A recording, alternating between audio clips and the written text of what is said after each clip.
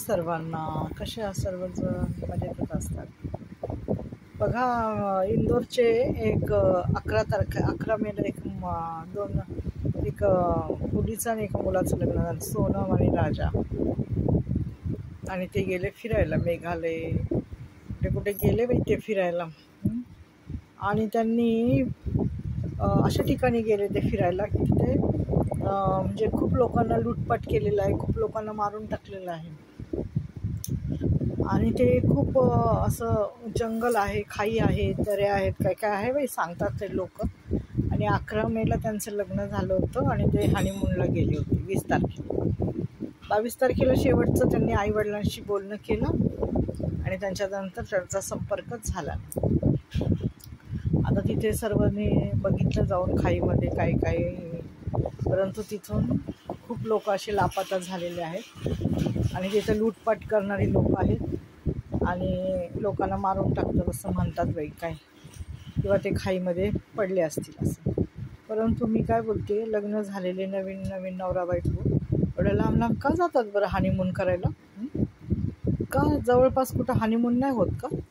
आणि एवढं काय शौक त्यांना हनीमूनला असं एवढ्या लांब जायचं एकट्या बायकोला घेऊन, जिथं आपल्याला काही माहिती नाही, जिथं कोणी नाही, मनुष्य वस्ती नाही आहे, आदिवासी लोक आहेत ते पण कुठे कुठे लांब लांब खाईमध्ये कुठे राहतात, दऱ्याखोऱ्यामध्ये.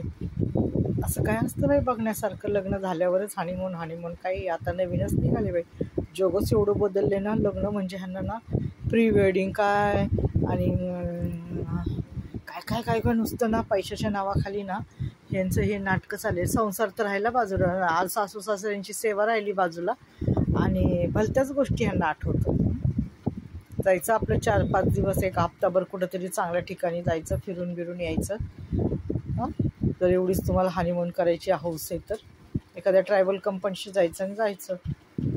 आणि बघा 11 तारखेला त्यांचं लग्न झालं आणि 22 मे पासून ते लापत आहे.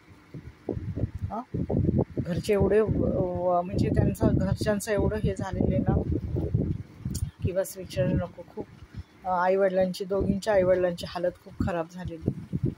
असं आहे बघा, काय करतील बाई. मला तर हे लग्न म्हणतात ना, लग्नाचं आता तर नसतं थॅरच झाले बाई. लग्न घर प्रपंच राहिला बाजूला आणि हनीमून, प्री वेडिंग, नामकरण ढमकण, एवढे पैसे खर्च केले आणि तेवढे पैसे खर्च केले, काय त्याला अर्थ आहे का? जिथं चांगलं पैसा खर्च करायचा तिथंच करायचा, भलत्याच ठिकाणी करतात ही लोक. संसाराला ठेवा ना तुमच्या आयुष्याला. काय बाई खरंच ना, नुसता बाजार झाला आहे लग्नाचा, नुसता बाजार करून ठेवला आहे लग्न म्हणजे. ह्याला म्हणजे आपलं काहीतरी वेगळं करायचं आणि आपला जीव धोक्यात घालायचं.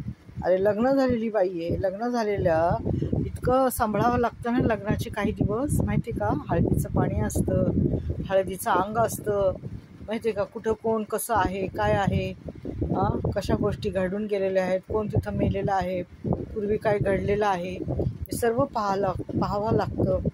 आणि मगच महिना 1.5 महिना तर नवरीला बाहेर पाठवत नाहीत, माहिती का? 1.25 महिन्याच्या नंतरच.